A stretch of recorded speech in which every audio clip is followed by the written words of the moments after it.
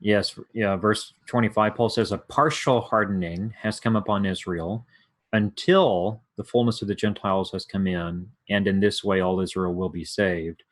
So the most interpreters, most evangelical interpreters, interpret that saying as a reference to an event that happens in the future, so that at a certain predetermined time in the future, God will bring about the salvation of all Israel. It's a prophecy concerning a future event. And specifically, it predicts an event that coincides with or immediately precedes the second coming of Jesus Christ. So it's an end time event in that it coincides with or precedes immediately the return of Christ.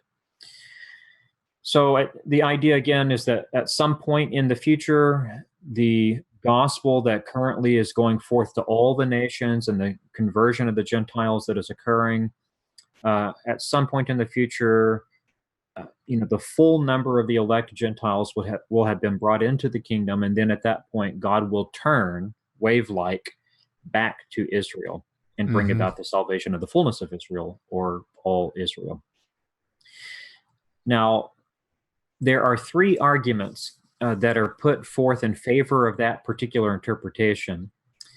The first two arguments I find persuasive. I find compelling. I think they're legitimate arguments. The third one is the one that I have the problem with. And so the first argument in favor of this particular view, that all Israel will be saved, means at some time in the future, the ethnic Israelites on a mass scale will be saved. They will be converted. The first argument in favor of that interpretation is that the word Israel in verse 26 refers to the Jews in distinction from the Gentiles. I think that's an important point. I mean, I know it is, but when I first came to, to sympathize with the Reformed theology and became a Calvinist and whatnot, and in reaction to my dispensational context at the time, I probably overreacted and had such a hardline view that every mention of Israel in this chapter refers to those who are Jews of the heart. But I had that understanding that everybody who had that heart condition or circumcision of the heart was a true Jew. Meaning, you could say, a Jew is one who is one inwardly, and circumcision is that of the heart. There are two different ways to think about that. Paul's saying there are Jewish people, but then there are true Jews as a subset of ethnic Israel, and those are the people who truly believe and are regenerate. They believe on Jesus. The way I was taking it years ago was that there is ethnic Israel, but then there's this whole other mass of people who are circumcised by the heart. That's true. Those are the true Jews, whether they're ethnically Jew or Gentile. Right. Yes, that's a very important point. And that's Romans 2, the end of Romans 2. Exactly. But here you're saying every time Paul is mentioning Israel or Jews in this chapter, it quite clearly has a reference to ethnic Israel. It does. And not only in Romans 11, but in Romans 9, 10, and 11. It carries on through that whole thread. Yeah. So that pericope, Romans 9 through 11, forms a unit.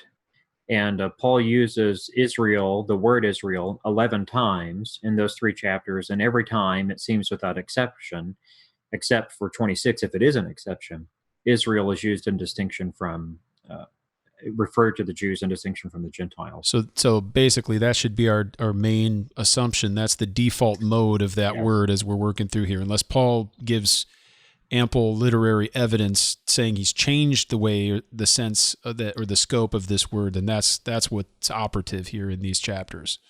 Yes, bingo, exactly. So context will determine how it's being used here. And in the immediate preceding context, in verse 25, Israel most certainly is used in distinction from the Gentiles. Verse 26 is not only the verse that immediately follows it, but it's inseparably organically connected to it because it completes the thought of verse 25. It's not a separate thought. It completes the thought of verse 25. And so to me, this argument, I think, is really compelling, because if Israel in verse 25 is Israel in distinction from the Gentiles, then it really must be that in verse 26, in my opinion. Yeah, I agree with you there. That's not necessarily what Calvin held, though, right? Calvin thought that the word Israel in 26 refers to the whole church, Jew and Gentile. Right, which doesn't seem to be plausible given the usage of Israel in chapters 9 through Right. 11, and especially in verse 25. Mm-hmm. Okay, so the second argument that is set forth in favor of this interpretation of a future ethnic conversion of Israelites on a mass scale is that the salvation of all Israel in verse 26, or the fullness of Israel, as Paul puts it in verse 12, is contrasted with the salvation of the remnant of Israel in verses 1 through 10. So you first have a remnant saved, and then in addition to the remnant, you have all Israel being saved, or the fullness of Israel being saved. Now, Paul begins the chapter by talking about the salvation of the remnant. We've already looked at that. He himself was one of the remnant. But then when he gets to verse 12, there's a definite contrast between the salvation of the fullness of Israel, the pleroma, full inclusion of Israel, and verse 26, all Israel, who are converted after the salvation of the remnant. So the argument goes that the salvation of Israel in verse 26, or all Israel, verse 26, the inclusion of the fullness of Israel, verse 12, cannot merely refer to the salvation and inclusion of a small minority of Israelites, the remnant. Now, I said, Camden, I think that's a legitimate argument, a compelling argument. I think it's true. I think that's also true. Mm-hmm. So those are the first two arguments put forth in favor of this interpretation, both of which I think are true. The third argument, however, I think is the problem. And the third argument has to do with the timing of the event. Yeah. This is the one that I find not so compelling. Or Right. maybe I can put it this way. I'm not convinced of it. It doesn't seem convincing to me for a few reasons. Mm-hmm. That refers to the word, specifically the word until in verse 25, right? Right. A partial hardening has come upon Israel until the fullness of the Gentiles has come in, and in this way all Israel will be saved. People The might want to word, know that Greek. Oh, I'm sorry to preempt you, but the Greek akri, to pleroma, tone, mhm. ethnon, aseilthen. So, or who, to pleroma. So akri is the operative word here, referring to until. The Louw-Nida lexicon defines the akri entry could be akri, sometimes mekri or mekris, the continuous extent of time up to a point, until, to, at last, at length. Those are the dominant uses of that word. Yep. Yes. So that the partial hardening of Israel must then only be temporary, because at some point it will come to an end. At some point in the future, it will end. That's the argument. And at that point, only at that point, after the hardening has been lifted, God will bring about the salvation of all Israel. I know where you're going with this, because I've heard you've preached on it before, but and I've got your notes in front of me. But this is a great case of a word being a correct translation of the Greek, but the English word has a different usage that we as native English speakers are importing into that particular use. So we're reading a certain context and a temporal sequence into the English that may or may not be there in the Greek.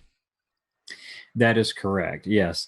And because we read until that way, I think we have a tendency to gloss the first words of verse 26. The first words of verse 26 are, and in this way, all Israel will be saved. I think a lot of people tend to read it as saying, and then after that. So they read into it another temporal marker. Mm-hmm. A partial hardening has come upon Israel until the fullness of the Gentiles has come in, and then only after that, all Israel will be saved. So that the problem with that is the first words in verse 26 are not a temporal, they don't signify any temporal sequence. It doesn't mean after that or then. It means in this manner, in this way, namely in the manner that God has ordained, in the way that God is using, that God has appointed to bring about their salvation. Yeah, the Greek on 26 is kai hutos, to begin. So thus. Yeah. So thus are, in this manner, hutos, in this manner. In what manner specifically? Uh, in the manner that Paul is describing. The salvation of Israel will come about by means of the salvation of the fullness of the Gentiles. God uses one group to bring about the salvation of the other. So the manner in view here is the wave-like motion. That's the manner. Yeah.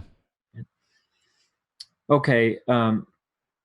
So the word until in verse 25 does not necessarily mean that after the fullness of the Gentiles has been realized, the partial hardening of Israel will be lifted and Israel as a whole will be converted. But the partial hardening of Israel will continue. It could, and this is another argument, it could continue right up until the full number of the Gentiles, the total number of the Gentiles whom God has intended to save, has been brought into the kingdom, which coincides with the return of Christ at the end of the world. So, I mean, just to back up a little bit, those who hold to the view that we're considering now about a future mass scale conversion of ethnic Israelites say that Paul says two things in Romans 11. The hardening of Israel is partial, not total, because there's a remnant, and it's temporal, not final. It will end. And I agree that it will end, but when will it end? It could end at the second coming of Christ, but they're saying, no, it will end prior to the second coming because there has to be a mass conversion of the Israelites before Christ returns.